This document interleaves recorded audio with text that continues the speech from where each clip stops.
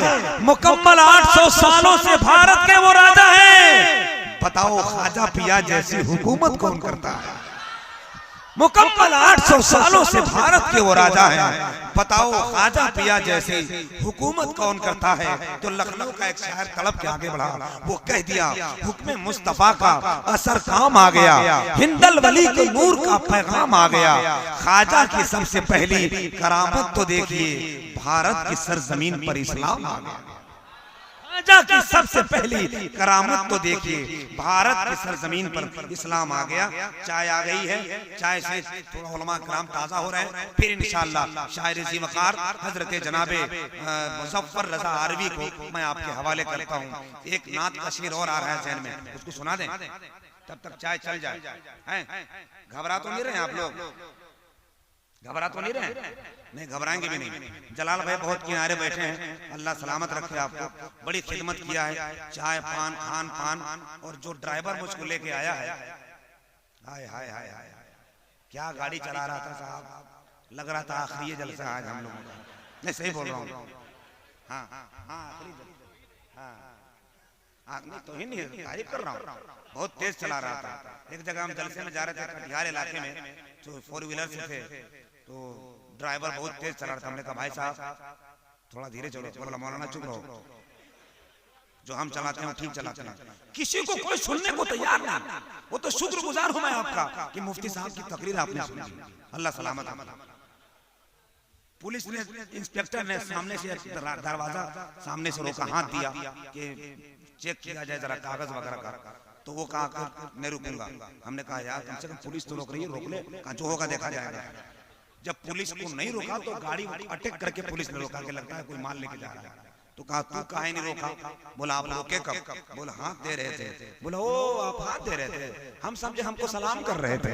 गजब लोग दुनिया में हैं। थोड़ा सा मैं आपको दिल बहला रहा हूँ ताकि थोड़ा ताजा हो जाए। हजरत इमाम साहब को सुनिए, हजरत ने फरमाया, इमामों का तर्जुमानी कीजिए। देख रहे हैं आप जितने नहीं उससे ज्यादा मेरे उलमा है, लेकिन आजकल लोग इमाम को अपने बाप का गुलाम समझते हैं। माफी चाहता हूँ, आपके यहाँ क्या इरादा है, मगर इमाम को बाप का गुलाम, तनख्वाह 5000, दुनिया भर का काम।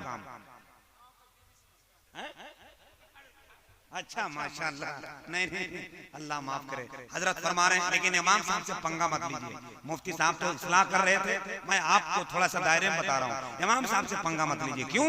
क्योंकि अगर इमाम साहब का मूड खराब हो गया तो आपका मामला सब बिगड़ सकता है। पूछिए कैसे? 40,000 का आपने बकरा लिया कुर्बानी करने के लिए, और आपने अपने अब्बा के नाम से कुर्बानी करनी थी।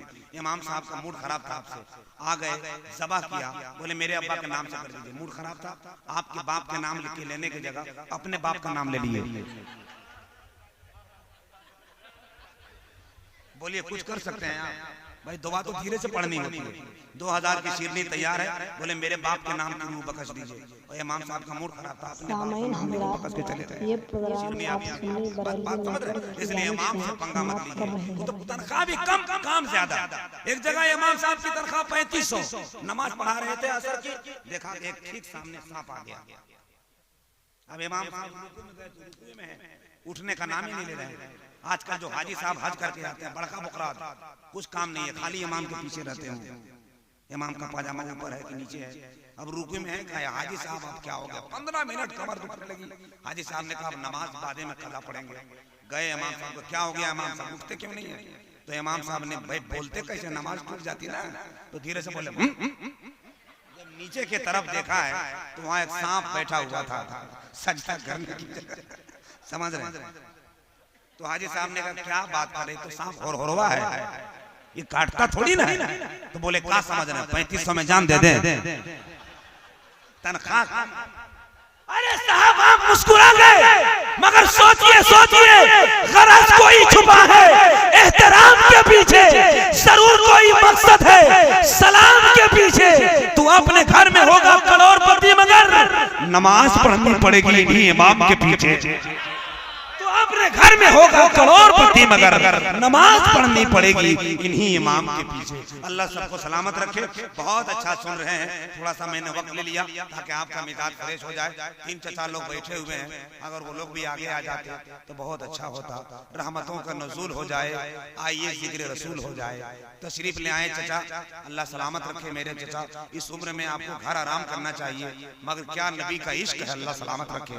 मुस्तफा की मोहब्बत ने उनको रात भर बैठाए रखा। चलिए आपको तकलीफ है तो वहीं बैठ जाएं, अल्लाह सलामत रखे मेरे नौजवानों को। उधर देखिए कोई चाय बेच रहा है, जो सब चाय के पीछे पड़े हुए हैं। साहब चाय की दुकान अब 2019 में बंद होने वाली है।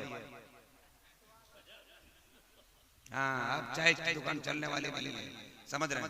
पहले 2G आया, फिर 3G आया, फिर 4G, फिर 5G, फिर मोदी जी, फिर डायरेक्ट योगी जी। मोदी जी ने पैसा बंद करा दिया, योगी जी ने भैंसा बंद करवा दिया। यही लोग तो करिए रहे हैं। एक वक्त जब बादशाह लोग थे तो किसी ने ताजमहल बनवाया, किसी ने लाल किला बनवाया, किसी ने कुतुब मीनार बनवाया, और ये जनाब शौचालय बनवा रहे हैं। कहते हैं खाऊंगा ना खाने दूंगा, तो शौचालय किस काम का?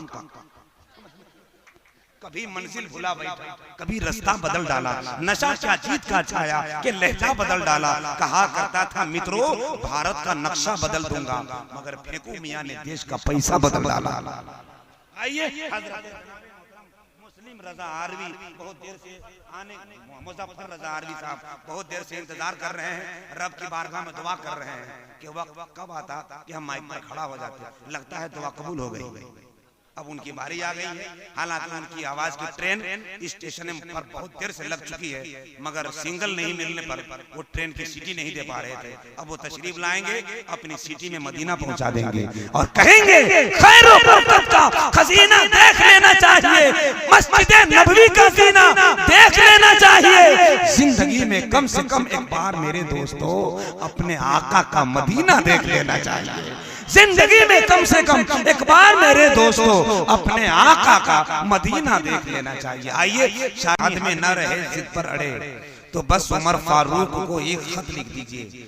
आफरीन सदाफरीन हिंदुस्तान के इस अजीम शान इस पाकीज़ा इजलास में ऐसा खिताब हुआ कि आपकी तबीयत और आपकी रूह मस्त हो गई। दुआ करें अल्लाह अपने हबीब के सदके में दादम आखिर इश्क़ मुस्तफ़ा हमारे सीने में मौजूद रहे, और जब तक दुनिया में रहे मौला ईमान के साथ रखे।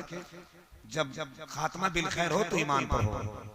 ये सही है दोस्तों, जब तक आसमान है, जब तक जमीन है, जब तक जमीन के सुराखों में चींटियों का आना जाना है, जब तक समंदर के पेट में मछलियों के वजूद है, जब तक आसमान में तारे हैं, उससे भी कहीं ज्यादा मेरे आका अलैहिस्सलातु व तस्लीम की अजमतों की आवाजें बुलंद होती रहेंगी। आपने सुना बहुत खूबसूरत खिताब हजरत अल्लामा मुफ्ती गुलाम जिलानी साहब किबला खलीफा हुजूर ताजुल शरिया MP से आपने समाअत किया, यकीनन दिल मस्त हो गया।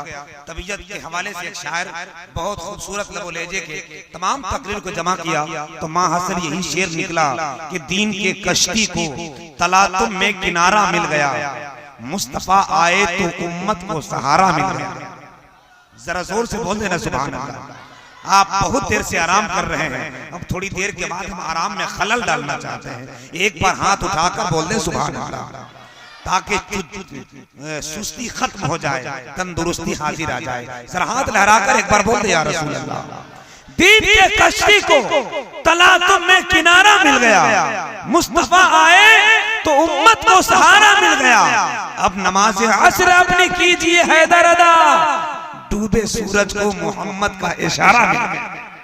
अब नमाज असर अपनी कीजिए हैदर अदा, डूबे सूरज को मोहम्मद का इशारा मिल गया। हजरात वक्त बहुत ज्यादा नहीं हुआ है, लेकिन ठंड के एतबार से रातें बड़ी हो रही है, समझ रहे हैं। मैं चाहता ये हूँ कि कुर्सी आगे वाली कुछ खाली हो गई है, और एक बहुत बड़ा शायर जो इंटरनेट की दुनिया में धमाल मचा चुका है, इस हिंदुस्तान में नहीं बल्कि कई ममालिक में इंटरनेट के जरिए वो सुने जा रहे हैं। एक कलाम जो उन्हें बहुत मकाम बुलंद पर पहुंचा दिया। हजरात वो शायर की शायरी होने वाली है। मैं ये चाह रहा था अगर आपको तकलीफ न हो तो जो लोग पीछे हैं जल्दी से आप लोग आगे वाली कुर्सी में आ जाते तो बड़ी मेहरबानी होती। अल्लाह सलामत रखिए मेरे भाई को। एक लगा उठा तो पीछे जा रहा है। दुनिया आगे जा रही है, ये बच्चा पीछे जा रहा है।